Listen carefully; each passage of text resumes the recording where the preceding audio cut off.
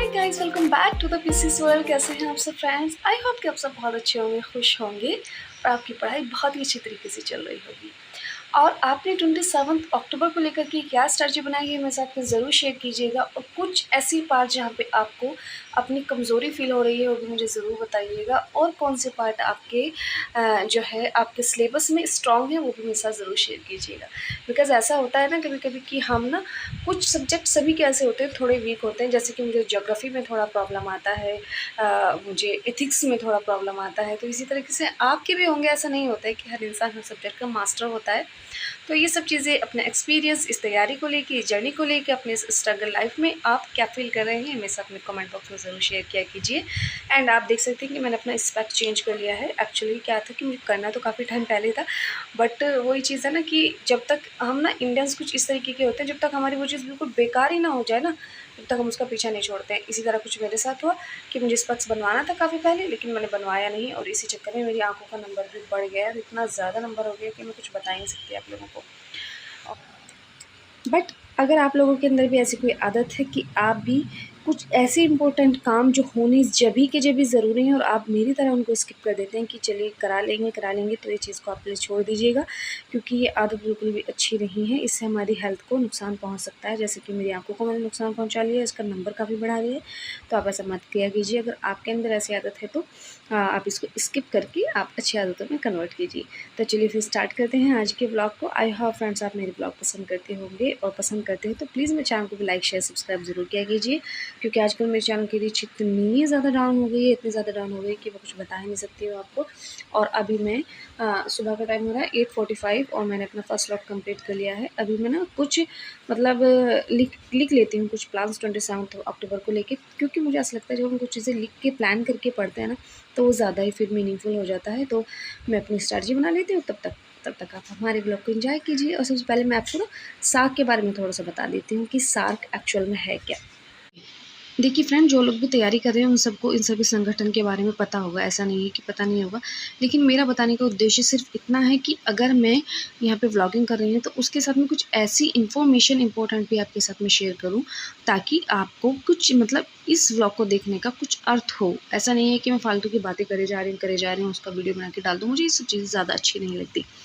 तो सार्क है। सार्क का फुल फॉर्म देख लेते हैं। South Asian regional corporation, Hindi में इसे बोलते हैं दक्षिण एशियाई क्षेत्रीय सहयोग संगठन। इसकी स्थापना 8 दिसंबर 1985 को ढाका बांग्लादेश में की गई थी। उसका मुख्यालय काठमांडू नेपाल में है। इसके 8 सदस्य देश हैं फिलहाल, 8 सदस्य देश क्या बोल रही हूँ मैं, हाँ 8 सदस्य देश हैं। भारत, नेपाल, भूटान, श्रीलंका, बांग्लादेश, मालदीव, पाकिस्तान, अफगानिस्तान। और इसका उद्देश्य क्या है कि दक्षिण एशिया में आपसी सहयोग से शांति और प्रगति को हासिल करना। ये वैश्विक क्षेत्रफल के 3% का प्रतिनिधित्व करता है, जनसंख्या के 21% का और अर्थव्यवस्था के 3.8% का। तो आप देख सकते हैं कि ये हमारे लिए काफ़ी ज़्यादा इम्पोर्टेंट हो जाता है, क्योंकि बहुत बड़े भाग को जो है विश्व के कवर कर रहा है। तो इसलिए हो सकता है यहाँ से कोई क्वेश्चन आपके एग्ज़ाम में आ जाए। तो फ्रेंड्स, यहाँ पे मैंने स्टार्ट कर दिया है अपना प्लान मेकिंग का काम, और इसी के साथ में मैं यहाँ पे आपसे एक बात शेयर करना चाहती हूँ। एक कहावत है कि कर्म करो, फल की चिंता मत करो। तो इस कहावत में मुझे पर्सनली, मैं अपनी बात करूँ तो मुझे ज़्यादा यकीन नहीं है। बिकॉज़ जब हम फल की चिंता नहीं करेंगे कि हमारा रिज़ल्ट कल क्या होने वाला है, हमारा रिज़ल्ट क्या होना चाहिए, तो हम उस संघर्ष के साथ, उस मेहनत के साथ कर्म को नहीं कर पाएंगे। लेकिन अगर हमें फल की यानी कि अपने रिज़ल्ट की चिंता होगी तो हम ज़्यादा अच्छे से अपना कर्म कर पाएंगे। तो फल की चिंता कर्म के साथ साथ ज़रूर कीजिए, बिकॉज़ यही हमारी सफलता की कुंजी बनने में हमारी सहायता करेगी। तो आप इसी मोटिवेशन के साथ में ये व्लॉग देखते रहिए, पढ़ते रहिए। स्ट्रैटेजी और ये आपको समझ नहीं आने वाली, मैंने आप लोगों के लिए नहीं बनाई है, मैंने अपने लिए बनाई है। हमारे पास 116 डेज़ हैं ऑलमोस्ट, उनमें से 15 संडे हैं, तो इनको आप डिडक्ट कर दीजिए, क्योंकि यहाँ पे हम करेंगे अपना रिमेनिंग वर्क और वीक, मतलब जो वीक के जो टारगेट हैं उनमें जो अगर कुछ रह जाएगा तो उसको हम यहाँ पे कवर कर लेंगे इन संडेज़ में। एंड उसके बाद में फिर मैंने ये सब चीज़ें बनाई हैं कि जुलाई में मुझे क्या करना है, अगस्त में मुझे क्या करना है, साथ में कि मतलब मैंने प्री के लिए बनाया, मीन्स के लिए तो मैं अलग से पढ़ ही रही हूँ। और एक बड़ी अच्छी कोटेशन मुझे यहाँ पे दिखी थी, आप सभी के साथ में शेयर कर रही हूँ। एक कड़वी सच्चाई है ये, ज़िंदगी में दुख ना होता तो इंसान भगवान को भी भूल जाता है। ये बिल्कुल 100% हकीकत बात है। ये मैंने अपने ऊपर भी आजमाई है और सभी लोगों ने भी देखा होगा कि हम जो है ना ईश्वर को, अल्लाह को, गॉड को जब ही याद करते हैं, जब ज़्यादा ही याद करते हैं, जब हमारे साथ में कुछ ज़्यादा प्रॉब्लम्स होती हैं कि अब तो ठीक है, अब हमसे नहीं हो रहा है, अब ऊपर वाला देख ले, ऊपर वाला कर दे, कुछ हेल्प कर दे, इस तरह करते हैं ना, तो ये बिल्कुल ही सच्चाई मुझे लगी, तो इसलिए मैं सोचा कि आप सभी साथ मैं भी शेयर करूँ। और यहाँ पे ये क्या कह रहे हैं कि भारत में बिम्स्टेक समूह में नई ऊर्जा भरने पर जोर दिया, तो इसको हम ज़रूर पढ़ेंगे आर्टिकल को। एंड किसान आंदोलन की तैयारी चल रही है, काफ़ी सारी चीज़ें आज के न्यूज़पेपर में हैं। और प्रधानमंत्री हमारे मॉस्को गए हुए हैं, वहाँ से भी हम कुछ खबरें जो है कवर करने की कोशिश करेंगे। तो चलिए अब स्टार्ट करते हैं हम अपना जो है अनदर स्लॉट। अब मैं अपना रिवाइज करूँगी पूर्वावलोकन से। रिवीजन कंप्लीट करने के बाद यहाँ पे जिम जाने का भी टाइम हो गया था, तो मैंने अभी जो है रेडी होके घर से निकली हूँ जिम जाने के लिए। और यहाँ पे मैं एक शख्सियत को आपको दिखाना चाहूँगी। ये जो जा रहे हैं ये मेरे टीचर हैं, जिन्होंने मुझे 9th 10th 11th 12th में पढ़ाया है। ये काफ़ी बुज़ुर्ग हो चुके हैं, लेकिन इनको देख के मुझे बहुत ज़्यादा दिल से खुशी मिली कि मैंने आज अपने जो है गुरुजी को ऐसे देखा था। और यहाँ पे मैं अभी जिम आ गई हूँ और अपना वर्कआउट सेशन कंप्लीट करके फिर हम निकलेंगे घर की तरफ। आप सबने मेरे घर के व्लॉग्स तो बहुत देखे होंगे, हमेशा घर से ही व्लॉगिंग करती हूँ, बट घर से अलग एक और लाइव है। वो ये है कि जो है मैं भी एक रूरल एरिया से बिलोंग करती हूँ। एंड आज सौभाग्य प्राप्त हुआ है अपने खेतों में जाने का। और शायद यहाँ पे कब्रिस्तान है, मेरे ख्याल से कब्रिस्तान है, लेकिन हमारे हैं या नहीं ये मुझे डाउट है, शायद हमारे वाले ही हैं ये।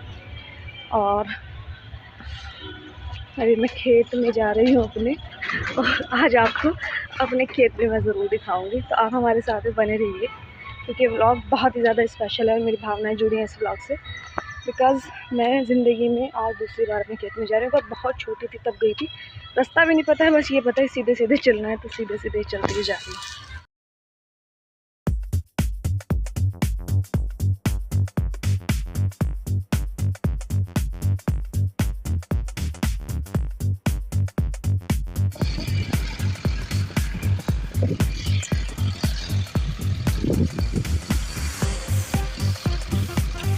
मैं तो भूल जाती हूँ।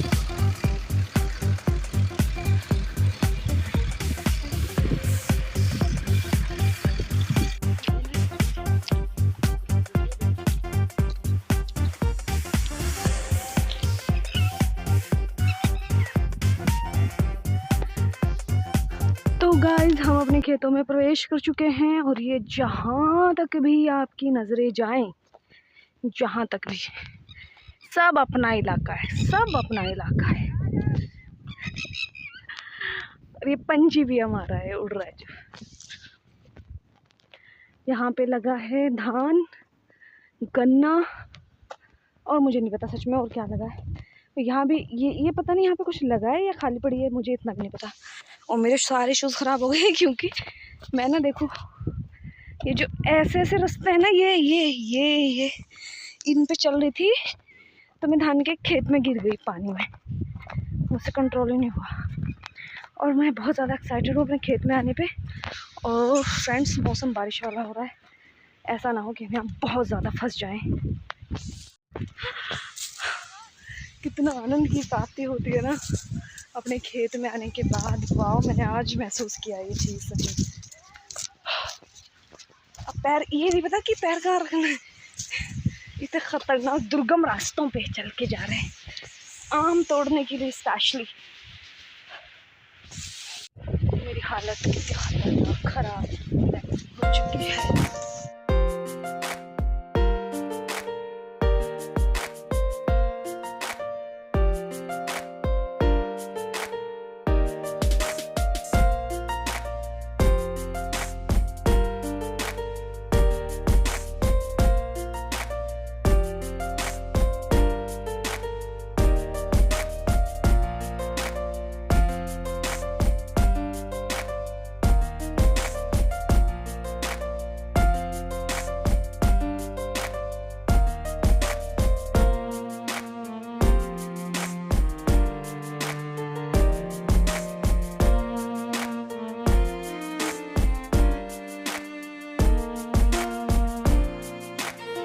हेलो फ्रेंड्स, मैं यहाँ पे कर रही हूँ आंसर राइटिंग एंड पेपर 5 के लिए।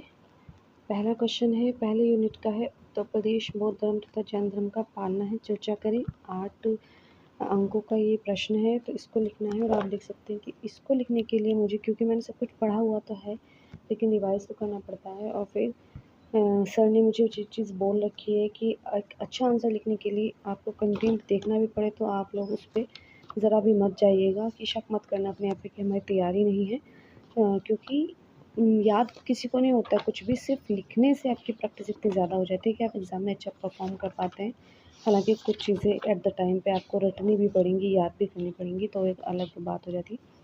तो देखिए, आप देख सकते हैं कि आंसर राइटिंग करने के लिए एक मुझे पेपर 5 का आंसर लिखना है, लेकिन मुझे इतिहास, भूगोल और जो है यूपी स्पेशल के नोट्स सब कुछ यहाँ पे जो है वो उसका सहारा लेना पड़ रहा है, क्योंकि मैप में कुछ लोकेशन देखनी पड़ती है। जैसे कि अभी मैं यहाँ पे उसकी लोकेशन देखने का प्रयास कर रही हूँ, बौद्ध धर्म से रिलेटेड एंड जैन धर्म से रिलेटेड, ताकि मैं जो है लोकेशंस को अपने आंसर में कॉट कर पाऊँ। तो मैं आपको आंसर लिख के भी दिखाऊँगी, और इसको चेक करा के जो पीडीएफ आ जाएगा वो भी मैं आपसे भी साथ में शेयर करूँगी, क्योंकि मैंने आंसर राइटिंग बैच में भी अब इनरोल कर लिया है।